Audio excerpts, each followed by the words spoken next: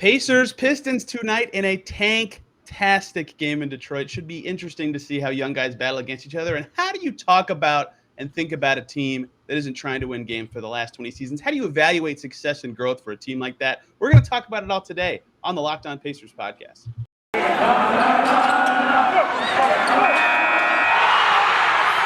You are Locked On Pacers, your daily Indiana Pacers podcast, part of the Locked On Podcast Network, your team every day.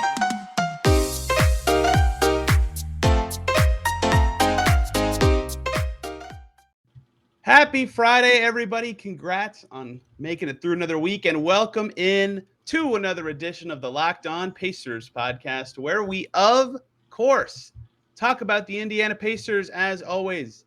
My name's Tony East. I cover the team for Forbes and the West Side Community News, and today the Pacers take on the Pistons in a very unceremonious Pacers-Pistons game. What once was a great rivalry has now turned into two teams with a combined 36 wins, slap fighting it off down the stretch of the season. So I want to talk a little bit about that game, but I want to talk more about how teams in these situations evaluate growth and evaluate what they're doing over a small 20-game sample between the All-Star break and the end of the season. The Pistons were in this situation last season. They are again this year. The Pacers are here for the first time in a very long time. And joining me to do that, you might have read his Pistons coverage over in Detroit Bad Boys or heard it on the Pistons versus Everybody podcast, maybe the most recurring guest on Locked On Pacers ever, in the top 5 for sure, Mr. Lazarus Jackson. Laz, how's it going, man? It's going well, Tony. Thanks for having me on once again. As I got to say, this has got to be unfamiliar territory for you. Yeah, it is. It is. It's always been about winning for the Pacers. So seeing how, it's been pretty obvious so far. Okay, how good is Haliburton? How good is Buddy Hield? How does Malcolm Brogdon mesh with these guys? How do these other vets mesh with these guys? It's been very obvious. But in terms of measuring growth and success for a team in the situation, it's a little different than you're used to, where it's just, did they win? Did they lose? And is the net rating of these three good players good? Like the obvious things that good teams go through. So I'm leaning on you for a little bit of help in this era. But before we pivot to that, how are the Pistons doing right now? They obviously are tied for last in the league in wins, but Cade's playing pretty good, basically for the last couple months, really.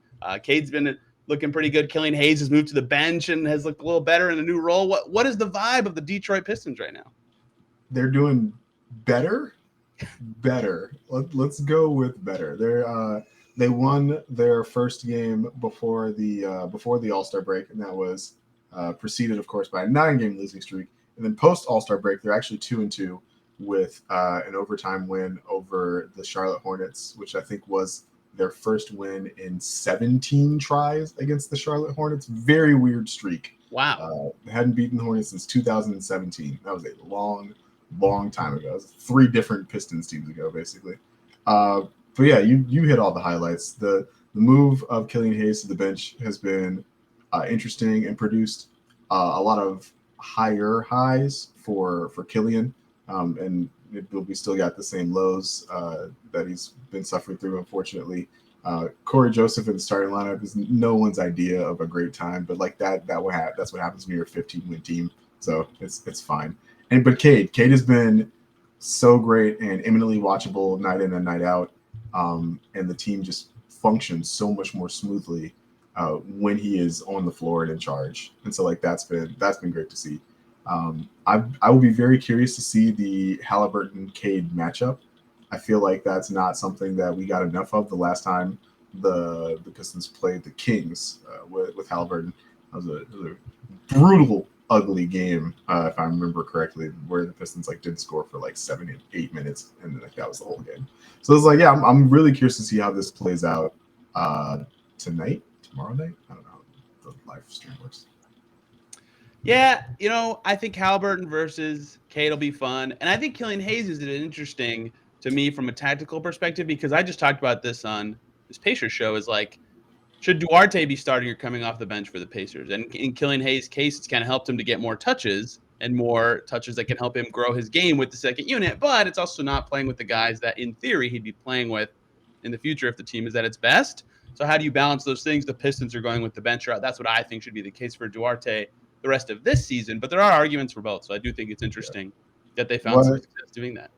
Yeah, and what we've seen so far is that if Killian's having a good night, they'll let him close, and like that's how they balance those two things. Right. Because they were starting Cade and Killian together. That was seeing some measure of success. It was good for Cade because Cade's good. It was less good for Killian, but Killian is like, his struggles offensively weren't tied to whether or not he was on the floor with Cade. And so it was something he had to figure out like for himself, regardless of who was on the court with him. And that's still kind of a work in progress. And so, but he gets definitely more opportunities to play with the ball in his hands off the bench. Something that I think would be good for Duarte. I mean, you traded away a center and you got more guards. You already have you already hit too many guards on the roster. And so I'm not surprised that question is already coming up. But I will be curious to see that for Duarte as well. But in thinking about like a closing lineup, though, like all of a sudden you got like a 4-guard lineup, and I don't know how effective that might be. Yeah, I don't either. There's a lot of tough decisions to make here, right? Yeah. Like, should O'Shea Brissett close? Should Buddy Hield close? Should Chris Duarte close? What center is your best closer right now? It's Jaylen Smith, who was awful for the Suns. It is great for the Pacers. It's the most random turnaround of all time. And a lot of Pacers fans are very nervous about a team like the Detroit Pistons giving him $10 million this summer, so the Pacers can't afford him. And that sounds hilarious, you snicker, but like he's been that good for the Pacers in 8 games so far that it has fans worried that he would get $10 million in a season. So they're in a weird. I'm not worried about that. So they shouldn't be either. Okay. I hear you. And people I've talked to in the league are kind of like, he's not getting more than $5 million. But like, okay, he's averaging 13 and 8 and shooting 45% from deep so far. That's pretty good. In 25 minutes per game. That's good. That's more than a $4.7 million player, which is all the Pacers can offer him. So maybe it'll be OKC because the salary floor is a thing that they need to reach. But there's a lot of fears about his upcoming salary number. We'll see there. Yeah, I think the Marvin Bagley trade put Detroit out of the running for some of those other like project bigs that they might have been pursuing in the offseason. Yeah, that's fair. So maybe they'll be out. That would significantly help the Pacers' bargaining position. Look, I normally ask guests who's going to win in these games. That doesn't matter. Neither of these teams really care about wins at this point. I forget who started this. It's someone on NBA Twitter, so you might know. But someone at one point who covered a crappy team said it's not wins and losses, it's wins and lessons. And I think that's the case for both the Pacers and the Pistons for the rest of the season. And that's kind of where I want to go with this, because last year you dealt with this. The Pistons sucked last year. Let's be honest, they got the number 1 pick for a reason. Cade's awesome. It was totally worth it. But when they got past the break and they finished their trades last year, what kind of did you remember evaluating, and how did you kind of see what was growing for the Pistons last year in these last 20 games? Because in March, it's weird. Like, some teams are kind of fighting for positioning, but some teams are clearly like, okay, that guy's not really injured, but he's sitting out. And like, they're just weird games. So how do you kind of evaluate growth and success during that last month of the season? So the way I like to think about it is in terms of like progression upon like individual like moves, right? The thing I think about is like Saddiq Bey. Like last year, Saddiq Bey could not dribble at all. It's like he was purely a catch and shoot guy and was quite effective at it. And so like it was like, okay, like that's going to be his role. And it turns out after an offseason, now he's much more capable as an on-ball guy. And so that's like raised the level of his ceiling. But you wouldn't get that without a lot of the missteps that he started last year and had a ton of at the beginning of this year. And so you're looking for things like, hey, like, oh, he attacked that closeout and good things happened. Or it's like, oh, hey, it's like he recognized that read on the weak side, despite the fact that like 5 games ago, like he did not do that. Like you're looking for very, very small things like that. I think some of the rotation questions will also be answered as the season goes along. The Pistons did a very similar thing where Jeremy Grant had a mysterious knee injury that lasted approximately the rest of the post All-Star break session. I don't know if they'll do that again this year. They need to display him for trade value, but you see a lot more. You see a lot more kids, and you'll see a lot more like kid-friendly lineups. And the thing I always worry about that is putting your young guys in position to succeed. You need like some veteran leadership. You need some people who know what they're supposed to be doing on the court at all times.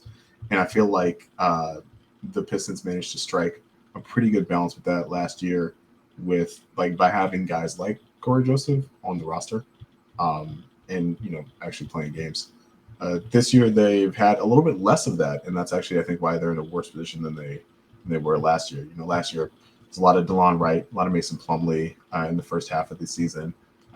This year it's been a lot of Cade and not much else from the over 30 crowd. And so I think that what you need to what you need to be looking at is, what can this guy do that he wasn't doing 5 games ago, that he wasn't doing 10 games ago? And it has to be that simple, right? Because, how often is he doing the thing? Is this a consistent process? Is this something he built on, or are these just flashes? And flashes aren't bad, right? Like you still need to put it on tape somewhere so the coaching staff can like come back to it and say like, hey, look, like you can do the thing, you did the thing. It's like how do we get you to do the thing more often? But at the same time, like you can't, because of the youth, you can't expect that to happen consistently, and that will be part of the reason that they lose games.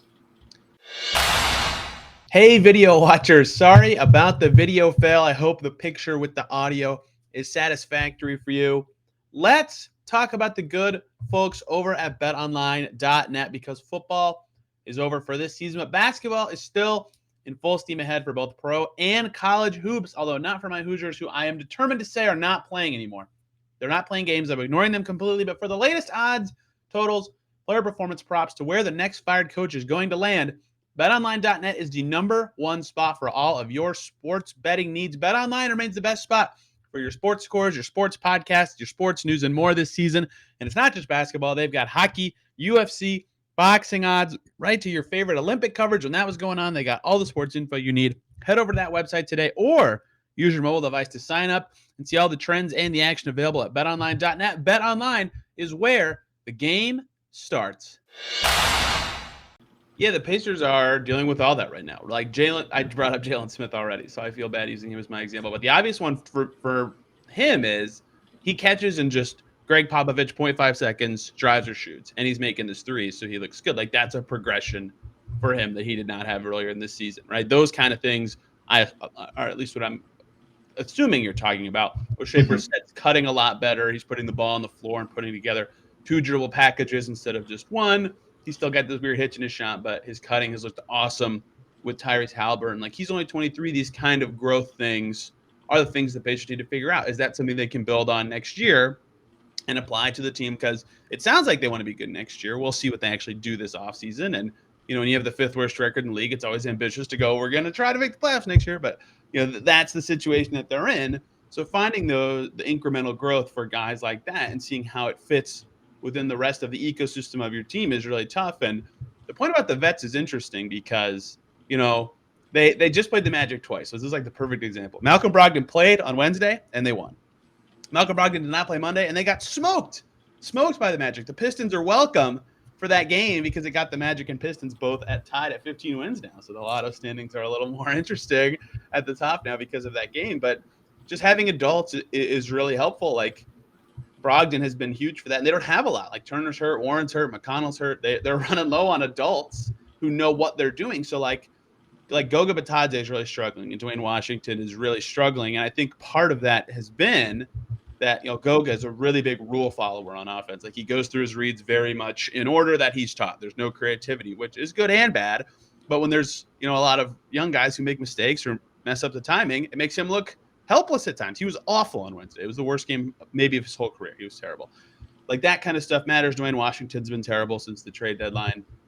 That kind of stuff matters. Like they're only adults in the game that Brogdon doesn't play is Buddy Hield, basically. And Buddy Hield's not like the connecting veteran kind of piece that you're talking about. You know what I mean? Like he's good and his spacing adds value, but they're not getting that. So I think those are all good evaluation points. And for a Pacers team that is now full of young guys, especially the harder part for them is they're all new together, right? So some of the growth points is like, how do you fit with a guy you're now on a team with? But, it's been interesting to see what their growth points are and how they fit as they're 9 games into their new era, how that will continue over the next 18 as well.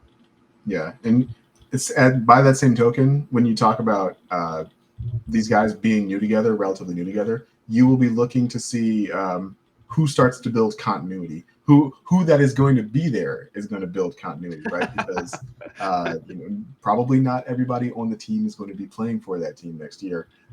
But if you get a situation where you're able to re-sign Jaylen Smith and him and Duarte show really good chemistry together, like that's something that's worth building on, right? Right. I've seen my fair share of Isaiah Jackson just like doing fun stuff. And it's like, who is he have like pick and roll chemistry with, that he's able to like display his like vertical spacing with, right? It's just Laz, I have a question for you about Isaiah Jackson. Yes. Would you say that you're able to throw a basketball upward with your 2 hands? I am, yeah. Okay, you have good pick and roll chemistry with Isaiah Jackson. Congratulations. You can be an NBA point guard for the Pacers. Just throw it anywhere near the rim. Anywhere near the rim. Just throw it up. Points. Yeah, that sounds fun. The Pistons were definitely missing that element for the first like 60 games of the season. That's great. Ugh. When the most athletic big man you had on the floor sometimes was Trey Lyles, like things were looking swinging. Hey. Former Indiana Mr. Basketball Trey Lyles cannot take slander on this show. And he popped off in his first start for the Kings. How dare you? I saw that. That was ridiculous. So I threw this kind of in as Dwayne Casey is an interesting part of this equation. I'm not comparing him and Rick Carlisle. I do not want to do that. But both of those coaches have coached good winning teams in their career. And they've also kind of coached rebuilding teams, as Casey did last year. Carlisle did the pre-Luka year, right? That they've done it before. What does Casey do well for the Pistons as when they're in this growth situation? We're like, okay, clearly any goals of success are gone. What can a coach do well? What can Carlisle copy from him that is maybe unique to this, or what is a good thing for coaches to do in these situations? So the thing that Dwayne Casey always gets credit for from the media, from the front office, from ownership, is his ability to be a really great like leader of men, right? We never hear about any like misgivings or distractions in the locker room, despite the fact that the team is winning 15 games and has a bunch of guys who could potentially cannibalize each other's playing time, right? We never hear about like rotation snits or like guys being unhappy with playing time, because like Dwayne Casey just does a great job of building the type of organizational consensus that makes like being on a losing team feel like not being on a losing team. He's very much the right person for this Pistons team right not James Edwards III at The Athletic just had a story where they had a not a players only meeting, but a meeting with the team after I think it was the Wizards game. That was their 9th straight loss before the All-Star break. And he's just like this isn't what we want to be doing. This is unacceptable. And so it's like, what do we need to be doing better? Like everybody just like contribute. And they got some stuff off their chest. And since then they're 3-2. And so it just the ability to push like those off the court buttons is what makes Dwayne Casey the right person for this Pistons rebuild right now. Like I would be curious to hear about your evaluation of Rick Carlisle in that perspective, because it seems like he's been famously kind of not that, and so I'd be curious to hear what how Rick Carlisle's handling this. Yeah, he is kind of famously not that. I agree. I will say this: I don't know everything about everything. If I did, I'd be Woj. But the vibes about the team are much, much better than they were earlier this season right now. And some of that is it's a new team learning each other. The expectations are gone. Right? Actually, expectations are most of it. But some of that because what I was going to say, the other part of that is they thought this season like, okay, last year, okay, we had the wrong coach, but we can build off that and get better. And then they suck. Like every game you're just like, oh, we lost again. Like we thought we were going to be back in the playoffs. We have Sabonis and LeVert and Brogdon and Turner, and we think we're going to be awesome. And we suck. We absolutely suck. We're 13th in the East with all these guys. That's a drag. That is a drag. No one likes to be a part of that situation. Now with their new team, one, it's just I think the guys get along a little better. They're all the same age. Carlisle's kind of like, all right, the season's lost. But two, that expectations part is gone, right? They no longer care about that. So even, I don't know how many Zooms you do now, but you can tell on Zoom a little bit about a guy's attitude. And at the games I go to, you can tell a lot about a guy's attitude by how they walk into media, how they interact with you, how they interact before the game. The vibes are better. Like, I hate the word vibes, but I'll use it again. They're better, right? So I think that Carlisle has done something right with this new group of kind of telling them. And he has said this after recent games, like, look, the season has changed for us now. It's a lot more about growth. So I think even he, as a guy who, told Jared Greenberg on a TNT broadcast, like, no, I don't want to coach a rebuild. Like, now is like, okay, I have to coach a rebuild. So he's leaned into it and is doing a good job. And there's no misgivings with how he's doing it. He hasn't, but he very rarely does it. You know what I mean? Like, I don't know if it's a strength of his as a coach, not necessarily because it's not something he can do or can't do, but because he just doesn't have a lot of practice coaching a team like this. So I'll be curious how it shakes out. But he's been kind of like funnier, to the extent that coaches are funny in media sessions. He's been funnier the last couple of weeks. So yeah, I think that the Pacers are taking it in stride in that way. But again, it's only been 8 games, and they have a winning record since the break, or a 500 record. They've won 3 of their last 5, and like are playing okay. And I think these guys get along and again play well together. But let's say they hit some turbulence because their schedule gets hard after this weekend. Then how does that all work? Like, do they realize, oh crap, we're not growing and we're losing? That I think will be when that evaluation comes. But with guys like Rick and Dwayne who've been around a while, I don't think they'll ever get like run out of the building or anything like that. But I will be curious how he impacts the team in those sort of situations. Yeah, as the mission parameters change, and I think that's extremely helpful, right? Like even Dwayne, right? Dwayne was brought into this team to help, take them over the hump into the playoffs, past the first round of the playoffs. Got them to the playoffs, and then has had to shift course as they've had a new front office and a new GM. So, and he's done a great job of it. And so it's like, yeah, as long as I think the coach feels like secure in the fact they're not going anywhere, because I think coaches can handle losing. It's just like the thought that the losing is what's going to get them fired kind of never really that sense like never really exits a coach's mind. Like, sure. If you can kind of assure them that, like, no, like this is purposeful. The winning and losing is not the criteria by which you are being judged on your performance. It's like that, I think, alleviates a lot of that concern. Before we finish up talking about all the evaluations for growing teams, let's talk about the great folks over at Built Bar who are making the best tasting protein bars ever, 100% covered in chocolate protein bars that taste just like candy bars. That make it easy to stick to your New Year's resolution. They're a great meal substitute or a snack substitute. You've got to try them. They come in so many delicious flavors. I love the peanut butter brownie. Many people love the cookie dough. There's a lot of good fruit flavors. There's a lot of puff flavors that have like a marshmallow infusion. And they're all covered in chocolate, all delicious, low calorie, high protein. They're the perfect candy bar replacement. They have all the macros about their health on the website. If you want to check them out yourself at built.com. Go give them a try. Built.com. Use the promo code LOCKED15 when you check out, and you'll get 15% off your order of Built Bars. That promo code, again, is LOCKED15 for 15% off at built.com. Well, I think that was decided for Rick, even when they traded away Sabonis and LeVert and Torrey Craig. Yeah, I'm sure, like, okay, obviously I don't expect you to do as well with this team as the whole team, dude. So, and they were 13th before that anyway. So maybe his evaluation is already going to be, hey, we had a good team and he did awful. But I think they'll do well with this team. And something interesting I was actually reading today is in SI from 2015 or 2016. It was about beat reporters covering the 76ers that year. That was the year they lost. Oh God, I can't remember their first. Do you remember like 19, 20 games? It took them forever to win, right? I think it was 18? Yeah. Yeah, they were awful, and no one had expectations for them. And all the beat reporters were very interesting. It's like, how do you talk about a team like this? What is the growth standard for them? How much experimenting is Brett Brown doing? All this stuff was brought up that I thought was interesting. And I don't think that applies to either the Pacers or Pistons. But what I read in that was interesting is like coming up with new experiments every game was like the stuff that those kind of beat guys had to latch onto. Like, okay, the story of this game is like this new thing, or this player did this new thing. And that is something that I've talked about with the Pacers. They need to be doing the rest of the season is experimenting with lineups to see if something can work into next year.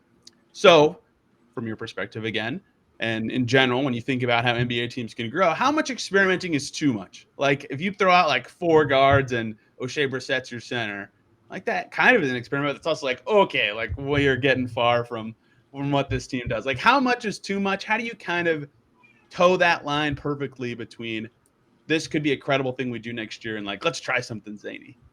So I think like in a season like this, like at this time of the season, you can try zany. What you can't do is try zany for like 3 games, right? Like, Yes. You can give zany. Awesome. Yeah, you can give zany like 6 minutes in the third quarter, but you can't like if zany doesn't work, it's like you can't just like keep going back to it just to see if it eventually clicks. Like the 4 guard O'Shea Brissett lineup's probably not gonna work. That'll never happen. We don't never do this all the time. Let me be very clear. That will never happen. Yeah. But like to your point though, like when the Pistons traded for Marvin Bagley, I was excited, but I was also like with Bagley shooting I think under 30% from 3 on the season. Isaiah Stewart, Beef Stew, has stopped shooting threes altogether basically, and so it's like okay, you can never play these guys together because you just won't have enough spacing for the other 3 guys on the court. And then they've tried it, and the way that they've alleviated those spacing concerns is trying to create extra possessions on the offensive glass, and that front court duo has been able to cover for each other defensively in ways that were unexpected to me. And so it's like, oh, okay, like actually maybe this kind of works. And it's like, and both of these guys are perhaps going to be here next season. Bagley's going to be a restricted free agent. They did the same thing with Hamidou Diallo last year. Like I'm sure Bagley will be there next year. But it's like, you don't trade for a restricted free agent to let them walk. Yeah, exactly. And it's just like, okay, like maybe you don't start them together. It was like they could definitely like play together, and then you throw in a third guy, like I don't know, like a Chet Holmgren or something, and it's like all of a sudden, like hey, you have the makings of a really interesting front court. But I think some experimentation is like definitely needed. It's just the long term exposure to like bad experimentation is not good. No. I would like to ban other people from coming on Locked On Pacers and talking about the team they cover having success with 2 big lineups. I think that is unfair to the people who have watched the Pacers for the last 4 seasons. Like they play the Cavs next Tuesday, and I actually want to talk with Chris Manning about that. But like the Cavs just right away were like, yeah, we got this. We got 4 bigs, and they all play together at the same time. It's like, oh, well, that did not work as well in Indiana. Yeah, that all makes sense to me. And the thing about Rick is, even when they were good, he was never set in a rotation, right? He was pretty matchup based, or okay, this is working on this game based. And with the Mavs, that obviously worked well, and he won a championship. And with the Pacers in their early 2000s, that obviously worked. And this year they were bad, so it wasn't working as well. But it's still something that he does, and sometimes it is a strength of his, I think, that he can be creative with lineups. So I will be curious what he can do with the guys he has available now. Now, he only has about 10 healthy players, and that's all he's had since the break and for months now. But if a couple guys kind of come into the fold in this last month, then why rush it? But if that happens, those mix and matches will be much more fascinating to me, especially evaluating like, finally, how does Turner plus Jackson or Halliburton or Hield or whatever fit? That's the obvious stuff, but just getting a little funkier with what you can do with those lineups with more resources available, I think will be interesting because Carlisle, like early season, was playing Goga and Domas together, like in pivotal moments, and it was working. I vaguely remember that, and yeah, I wrote about it. That was eyebrow raising. Why is he doing this? But it worked. They like went on this 10-0 run against the Bucks one game with it, and they beat the Spurs because of it in crunch time. Like it was weird, but it was working, and that stuff Rick's good at. So I will be curious if they're trying to win. Like organizations tank, players and coaches don't. You've heard that that phrase before. How he tries to balance his version of winning now versus experimenting like that. That'll be fascinating. Laz, is there anything else about watching the growth of crappy teams, or just the Pacers in general, or the Pistons in general, that you'd like to talk about today? I want to ask you 2 things. So first, I want to ask you, have we seen any 2 big lineups of Jaylen Smith and Isaiah Jackson? Like that actually sounds fun and interesting. Yes. Yes, we have. How's that been going?